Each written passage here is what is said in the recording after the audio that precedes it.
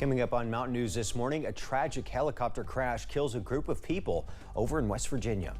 And Kentucky State Police reminds people who ride motorcycles on our highways to follow rules and recommendations to help prevent disaster. Dedicated to Eastern and Southern Kentucky, this is WYMT Mountain News this morning.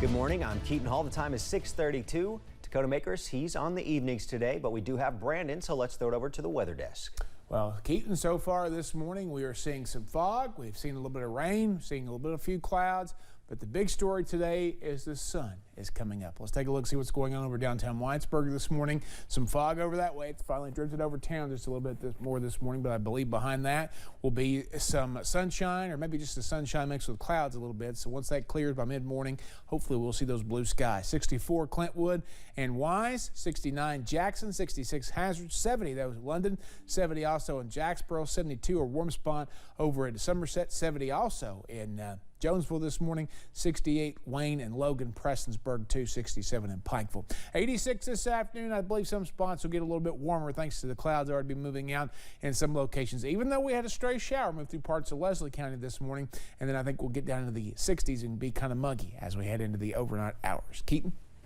Thank you, Brandon. Tragedy struck in Logan County, West Virginia last night. 6 people are dead after a helicopter went down, crashing onto a rural 2-lane road. The flight on board the Bell UH-1B chopper was part of what normally would be a fun tourist visit. Officials say the helicopter came down on Route 17, also known as Blair Mountain Highway. The chief of operations for the Logan Emergency Management Authority says the identities of the victims haven't been confirmed, but the passengers were not local. He also says at this time it's not confirmed exactly what went wrong during the flight. The road is blocked off about a mile from the crash site. It's expected to remain closed at least 24 hours. People are being asked to avoid the area. The scene of the crash was a difficult one for anyone to see, with witnesses calling for help and crews worked to put out the flames. One witness says she saw the helicopter start to lose control.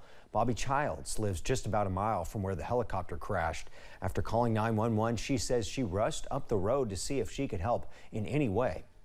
She says what she witnessed shocked her. When we got there, the helicopter was on fire in the back of it. There was fluids coming from the helicopter. I'm not sure if it was gas or maybe water. I'm not for sure. I ran as fast as I could go and I went under the guardrail and I went up to the helicopter. But the fire was just so hot, so intense, and that guy didn't make it out of there.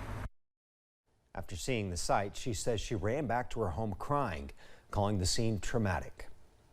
We now know the name of the person who died in a single car crash in Laurel County yesterday.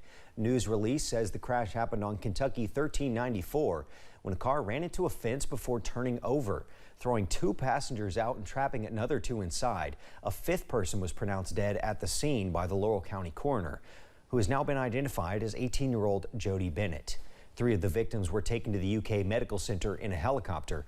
Officials say 1 had life-threatening injuries, 2 had serious injuries, and 1 was uninjured. An investigation into the crash is ongoing. On Tuesday, a man died in Laurel County after crashing into a tractor trailer. And last week, there were 2 deadly motorcycle crashes in Richmond and another in Lexington.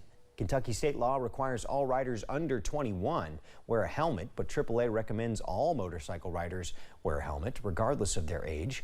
It's recommended you wear closed-toed shoes and other protective clothing to better protect yourself in the event of a crash, and we can expect to see even more motorcycles out than normal this summer. With gas prices being what they are, we can expect more people to be using motorcycles for their modes of transportation because it's more economical for them than driving, a regular car or SUV. And so we are going to probably see more motorcycles on the roadway. Officials say their #1 tip for everyone, whether you're riding on a motorcycle or driving a car, is to stay aware and stay off your phone. The pediatrician charged with commission of murder for hire of her ex-husband has pleaded not guilty. Court records show Stephanie Russell was taken into FBI custody in May. She reportedly contacted someone she believed she was hiring to murder her ex-husband. Russell agreed to pay the contact, who was an undercover FBI agent, $7,000 in exchange for the murder. A jury trial is scheduled for August 22nd in Louisville. A grand jury has indicted the inmates who police say were the masterminds behind an attempted jailbreak in Whitley County. Paul Brock and Nicholas Rucker were indicted on attempting to escape, kidnapping, and other charges. Earlier this month, Williamsburg police stopped them from getting out. They were one door away from freedom. The chief told us an inmate helped by faking a medical emergency. Brock is serving a life sentence for 3 counts of murder and fetal homicide. Rucker is facing a murder charge. 3 other inmates were also charged.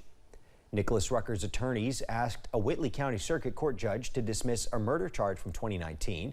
His attorneys argued that the solitary confinement in which he was placed following an escape attempt violates his 8th Amendment rights, specifically those relating to cruel and unusual punishment. Commonwealth attorney Ronnie Bowling argued that Rucker's confinement was a result of his own actions when he attempted to escape. The judge said he will take the arguments under advisement, but he did not issue a ruling. The 41-year-old Corbin man is accused of fatally shooting his girlfriend, Vicki Connor, in May of 2019 and eluding police for more than 1 month. Local parks and campgrounds are seeing more visitors and campers pitching tents, and wildlife has taken notice. Breaks Interstate Park Superintendent Austin Bradley says because of the recent influx of campers, incidents such as stolen coolers or bears getting in vehicles for food have become more frequent. Bradley added if you do see a bear or any wildlife at the breaks or other parks, don't feed them, and remember to stay calm and identify yourself to the animal. Just simply talking in a loud voice, not screaming, not being overly aggressive, just identifying yourself, just talking to the bear in a loud voice will 99% of the time make them leave. He also reminds people to appreciate nature and the wildlife from a safe distance, and remember that feeding the wildlife is punishable by law. Lexington's new professional soccer team wants to build its stadium at a proposed site off of Newtown Pike near I-75. In addition to the stadium, the complex would include several youth soccer fields, but some people in the area are voicing concerns about the proposed project. On Wednesday, the president of the Lexington Sporting Club responded. Garrett Weimer has more. We're less than 12 months away from putting our team on the field. Professional soccer in Lexington will become a reality next year. The Lexington Sporting Club will debut its men's pro team in March. Its youth teams will take the field this fall. We've got nearly 1,400 families and 1,400 kids that have signed up to be a part of our youth club. Club president Vince Gabbard, who comes from a horse racing background, says he's been blown away by the amount of interest the club has been garnering. It's been very rewarding just to see the level of enthusiasm. The club is now setting its sights on a permanent home in Fayette County. The team wants to build its stadium and youth soccer complex with 12 fields off of Newtown Pike near I-75. This is really a community project, and one of the things that I've seen is that there really is a lack of soccer infrastructure to be able to handle what this community needs. There's been some pushback from rural neighbors who have concerns the fields and stadium will bring too much traffic and noise to an area surrounded by horse farms. We feel confident that the plans that we've submitted are very strong and provide that buffer. Our principal owner, Bill and Donna Shively, actually own Dixiana Farm, which is just down the road from our site, so they want to be good neighbors as well. Anderson Properties owns the site where the 6,000-seat stadium and youth fields would be built. The land runs between Newtown Pike and Russell Cave Road. Public access would only be off of Newtown at Providence Parkway. The entire project would be privately funded. Garrett Weimer, WYMT Mountain News. Next week, the Urban County Board of Adjustment will make a decision on whether to grant a conditional use permit for the youth soccer fields. A zoning change will be required for the stadium to be built there. LSC's pro team will initially play at UK's soccer stadium. Well, we've got big news to pass along to you. It was announced Wednesday morning that Louisa native Noah Thompson will perform at the Black Gold Festival in Hazard on Saturday, September 17th at 8 p.m. Thompson recently won the 20th season of American Idol.